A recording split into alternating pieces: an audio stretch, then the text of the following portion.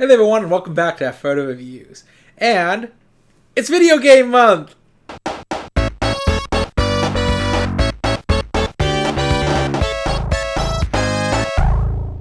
For those of you new to the channel, you know that starting of April of 2022, that is when I first started my channel. And because of that, in honor... Have I really been on YouTube for 3 years now? Weird. Anyways, everyone knows that, or those who have joined my channel since then, know that part of my tradition is that when it comes to the month of April, the month I started YouTube, that is when I do the video game book month. Because initially, when I wanted to start my YouTube channel, I was debating between either doing a book review channel or doing a video game channel. And ultimately, books won out in the end. But I always wonder, what could have been? So, in honor of that, I decide to pick up the expanded lore of various video games throughout there and decide to read into the books, reviewing them for this channel. Now, this month's selection is going to be a lot of fun, and you guys better watch. I'm not kidding. You better watch. I spent money this time. I spent a lot of money. You better watch. So anyways, let's go ahead and get started. Let's look at the selection that I have lined up. Now, I'm going to include a couple extra books than, I normally do, which I try to do, I try to hit every Monday of the month, and I just do that number. But I'm going to do a little extra in terms of books and try to reach them. Because I'm pretty excited about this month. I got a lot of fun plans. Watch me. Watch. So anyways, let's begin. The first book this month is going to be in honor of the movie that's coming out recently. I know it's been memed to death, but most of you will probably already guess. As I have read a couple other books from this specific series, and I have found that they're actually pretty decent books. You wouldn't think so with the kind of game it is, but even the one I didn't like very much was mostly just because it read like an isekai story where someone got pulled into the game, and it was like watching someone's first playthrough of the game, which isn't very interesting. Which, in fairness, is actually what the story was going for. The author was Max Brooke of World War Z, and he described that as basically his first experience playing Minecraft. So for what it was fine. Well, I kind of gave it away, didn't I? I just said it. So this book will be Minecraft, The Crash. I don't want to pull this off because it's these stickers they just slap on here. Tear at the cover. So Minecraft The Crash is one of the ones that was often quoted to me when they're talking about the best of the Minecraft works. The other one being The End. And I reviewed The End last year, near the tail end of the year. And I actually found it was really good. I did find that I think the author was hampered a little by the requirements of writing in the Minecraft. But again, I think I have read Tracy Baptiste works before. I'm still curious to see what it is. And it has the official stamp of approval. This is an official Mojang product. So, let's see what this book's about. Bianca has never been good at following the plan. She's more of an act now, deal with the consequences later kind of person. But consequences can't be put off forever, as Bianca learns when she and her best friend, Lonnie, are in a terrible car crash. Waking up in the hospital, almost paralyzed by her injuries, Bianca is faced with a question she's not equipped to answer.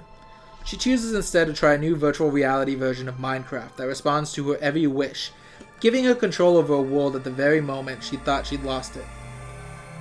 As she explores this new realm, she encounters a mute, glitching avatar she believes to be Lonnie. Bianca teams up with Esme and Anton, the two kids who are playing on the hospital server, to save her friend. But the road to recovery isn't without its own dangers. The kids are swarmed by mobs seemingly generated by their fears and insecurities, and now Bianca must deal with the uncertainties that have been plaguing her. Is Lonnie really stuck in the game? And can Bianca help him return to reality?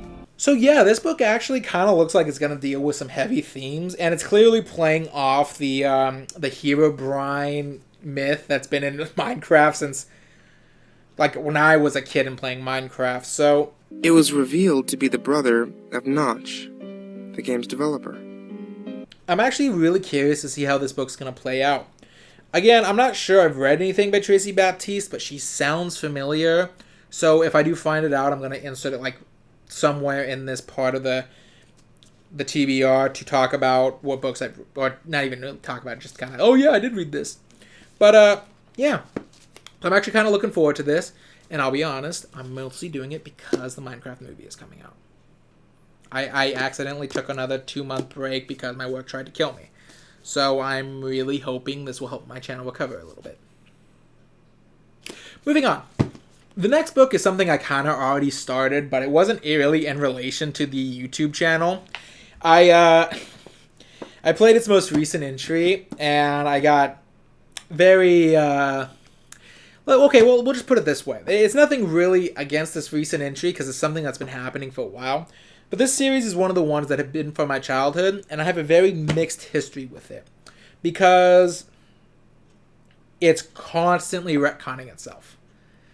Every game tells a completely different story from the last game, and it constantly changes the lore of its world to better fit into what they want to do for that specific game. And that's the Dragon Age series. Specifically, I'm going to be reading Dragon Age The Calling. So I picked this up because I bought Dragon Age Veilguard and I played through it. And, for all intents and purposes, it's a fine game. I'm not happy with a lot of the things they did, but I'm not going to be one of those people that's like, wokeness. But anyways, The Calling is actually something I'm pretty interested in reading because it actually serves as a prequel to my favorite of the franchise, the very first one, Origins.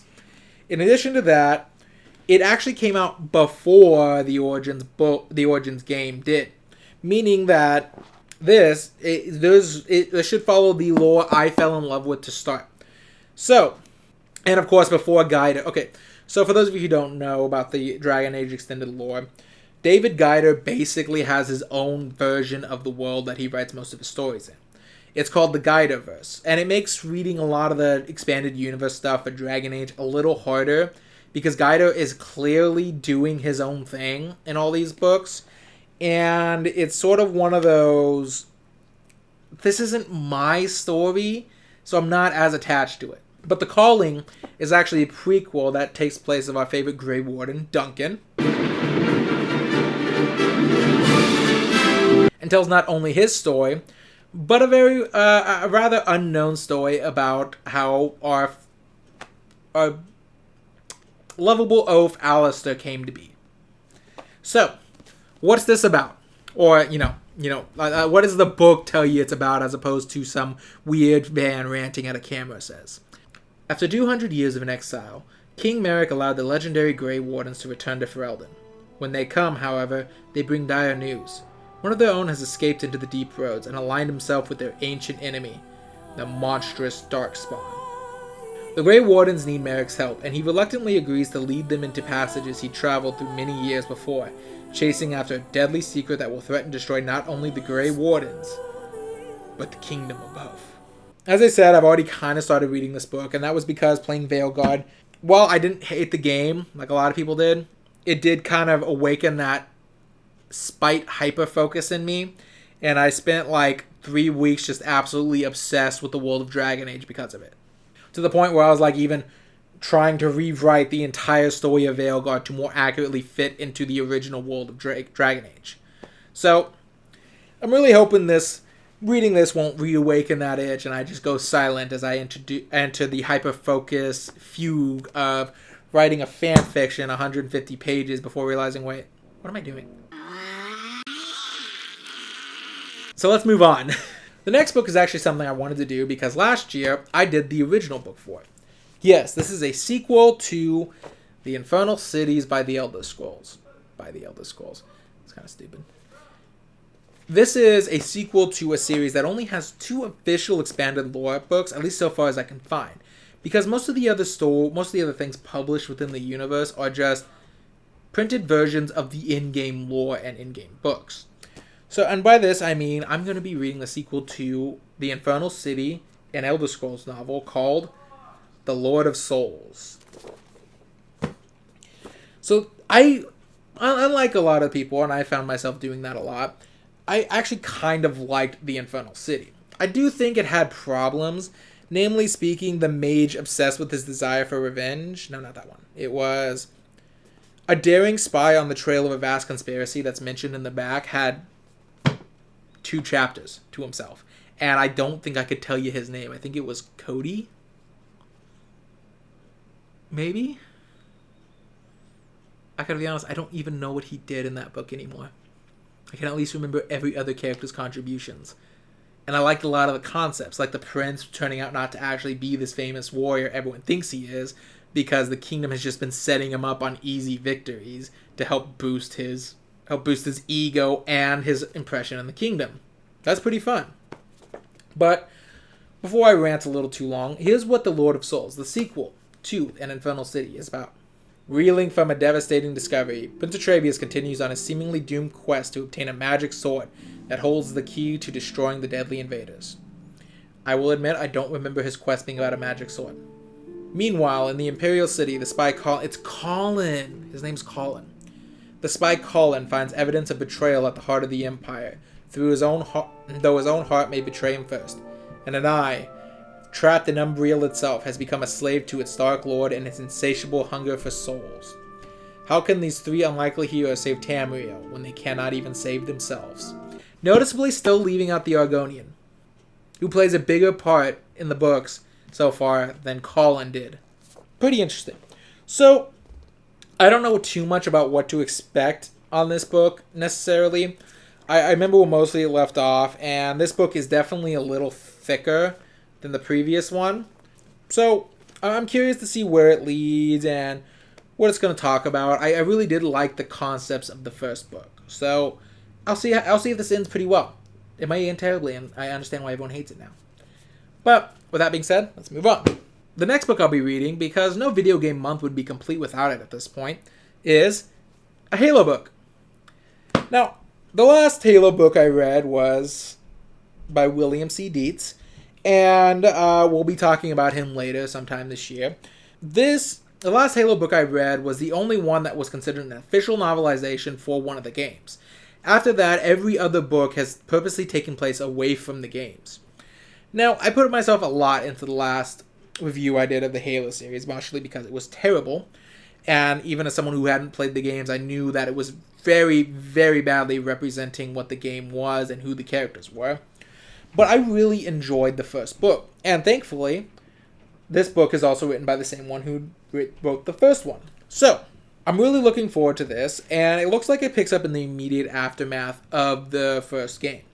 Maybe it'll explain some of the problems I had with the second book, which left out a lot of the plot points established in the first book that didn't quite make it into the first game. So, without further ado, let's go ahead and read what the back's about and talk about it. Halo has been destroyed, and the threat it posed to sentient life neutralized. But victory has come at a terrible cost for the UNSC. Thousands of valiant soldiers fell in battle to prevent the alien construct from falling into the enemy's clutches. Now, everything depends on the Spartan known as Master Chief. Yet, even with the aid of the artificial intelligence Cortana, the Master Chief will be hard-pressed to rescue survivors, and evade the Covenant ships patrolling the remains of Halo in debris-strewn space. Ahead lies a dangerous journey home, through a gauntlet of Covenant forces. For the sake of all, the Master Chief and his war-torn squad must not only survive, but take the fight to the enemy with a decisive first strike. Now, if I remember my Halo lore correct, there was only 6 official survivors from the incident at Relay 343. If I remember that right. And I'm hoping in that case this is going to give us a much more grounded, focused look at those characters specifically. It'd be nice to read a story where the main character is not only John, but a couple other characters, especially ones that probably won't be Spartans. Because again, if I remember my lore right, Linda gets picked up another time later. So, that being said, I'm looking forward to it. Did you know Star Wars Battlefront had its own novels? It's actually one of the ones I've been most excited about for this month. Is I found out that the Star Wars Battlefront games came with books. Not like it came with books, but they actually wrote books for them. Now, I could understand the second one getting it because that actually had a storyline. And there was a lot that they could write about in the book. But the first one, it wasn't anything more than a multiplayer experience. And even the bare threads of a story that were in the survival mode, or the the little missions, didn't seem like it was much to write a story upon. It was just an excuse plot so you could do this specific mission. So, color me surprised when I found out about Battlefront: The Twilight Company. In fact, there was even a one for the second game called Inferno Squad. But as someone who both loves Star Wars and video game books, I couldn't resist, so I had to pick this up and read it. What is this about, though, you ask? I mean, there's no story to the first Battlefront remake game. So, what is it about? Let's find out. Among the stars and across the vast expanses of space, the galactic civil war rages on. On the battlefields of multiple worlds in the Mid-Rim, legions of stormtroopers are waging brutal combat against an armada of freedom fighters. In the streets of ravaged cities, the Rebel Alliance forces are pushing deeper into Imperial territory as they grapple with the savage realities of war on the ground. Leading the charge are the soldiers of the Twilight Company, the 61st Mobile Infantry, whose hard-bitten, ferocious loyal members doggedly survive while others perish. Against the deadliest odds, defiance is their most powerful weapon. But when the rebels are ordered to fall back in the face of superior opposition, Twilight Company must reluctantly comply, until an unlikely ally radically changes the strategic equation, giving the Alliance's hardest-fought warriors a chance to make the boldest maneuver, and turn retreat into resurgence. So yeah, I'll be honest with you, that actually doesn't tell me too much about the book, other than it's going to be more of a war novel in the Star Wars world than anything else. Which will be nice. I actually, I'm trying to think. I don't think I've read too many non-Jedi specific books on this channel yet. I read Rogue Squadron, so that counts. But I'm thinking, MedStars, there was a focus on Barriss Offee, though that was more of a MASH style of book. Yeah, this will probably be my first straight up war arc kind of focused book. Well, that I've reviewed on this channel. I've, of course, read the Republic Commando series. That's actually what brought me into the Star Wars EU. But overall, I'm kind of excited to take a look at this one.